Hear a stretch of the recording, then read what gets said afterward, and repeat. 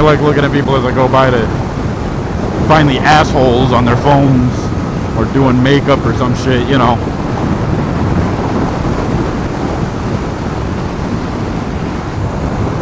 Or like that, chowing down on a McDouble while he's fucking driving. He's like, oh, I can do two things with this hand. I can hold the steering wheel and eat.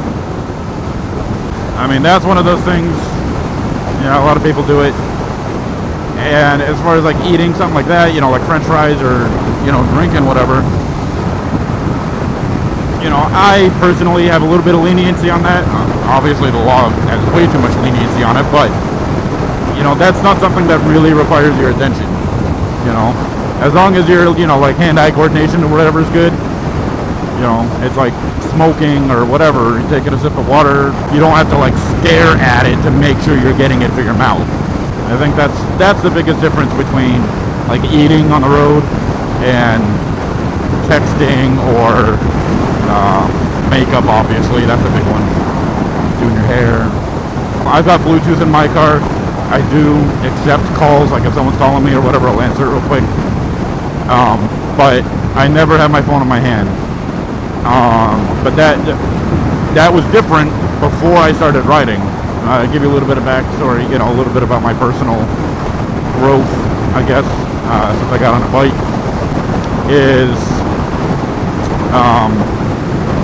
you know, before I rode, before I ever got on two wheels, yeah, I used to be one of those dickheads, you know, texting on the go, calling, whatever, always looking at his phone, fucking checking Facebook, you know, sending Facebook messages and shit. I used to be one of those dickheads until I got on fucking two wheels and saw just how dangerous it is when someone's driving, you know, a 3,000-4,000 pound fucking cage on the road doing 70, 80 miles an hour.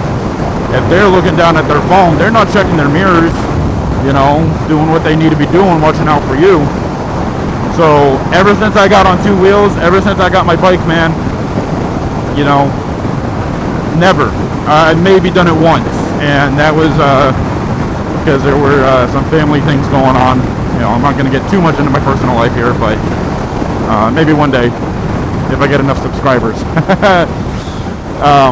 But anyway, so, you know, there's some family issues going on and whatnot, and so that's about the only time I can really think of, and that was over the winter as well. So, you know, not really many bikes on the road at that time. And but yeah, I will never ever, unless it's, you know, an extreme case. You know, I do believe in exceptions for most rules. You know, picking up the phone to dial 911 because, you know, you're reporting a drunk driver or something like that. That's an exception, and that actually is an exception to the New Hampshire hands-free device law too, as well. They say, you know, unless you're dialing 911, you can't be in your hand, type of thing. So, but so anyway, so that's my thing. Ever since I got on two wheels, my phone, like, I plug it in, I hook it up to Bluetooth. I've got my music going in my car, same as I do in my helmet right now on the bike. And, you know, if someone sends me, and I'll hear it, you know, it'll go off or whatever, saying I got a text message or notification for something. I'll just ignore it, you know, because, especially people in my family, they know that I'm a big advocate for that now, is not, you know, not messing with your phone. And so most of my family knows that, you know, you can text me. If I don't get back to you, I'm either sleeping, working, driving, whatever, you know.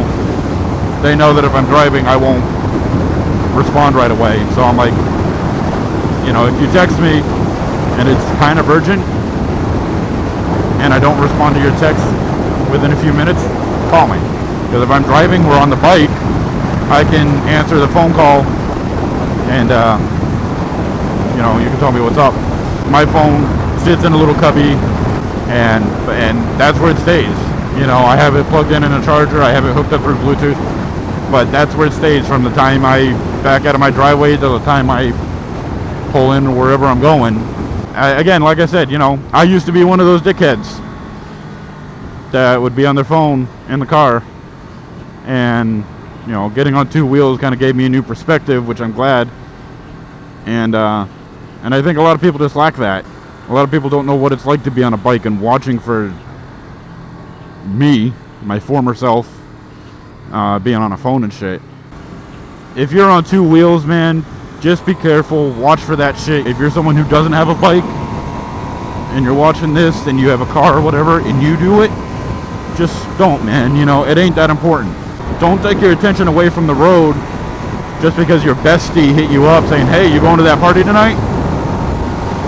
If they don't already know that, they're not your fucking bestie. So it ain't worth it to take your eyes off the road to fucking answer them. Corny analogy, but you get it. And that's just as much for you while driving a car as it is for the bike next to you on the road. You texting could have you run into a semi or not pay attention that a semi's crossing lanes and fuck you up real good. Or, you know, you could be switching lanes while you're texting and not look in your mirror or do a shoulder check to see that there's a motorcycle behind you or next to you. So it's as much for you as it is for anyone else, man. So like I said, if you don't have a bike and you just drive a car but you're watching this, keep the phones put away, man. Don't be playing with that shit while you're on the road, because it really can wait. Alright, that's the end of my rant. Sorry, beautiful day. I got out of work this morning. I'm out fucking riding. I'm gonna enjoy myself today and do whatever the fuck I want to, right? So, you know, peace out to the next rant, I guess.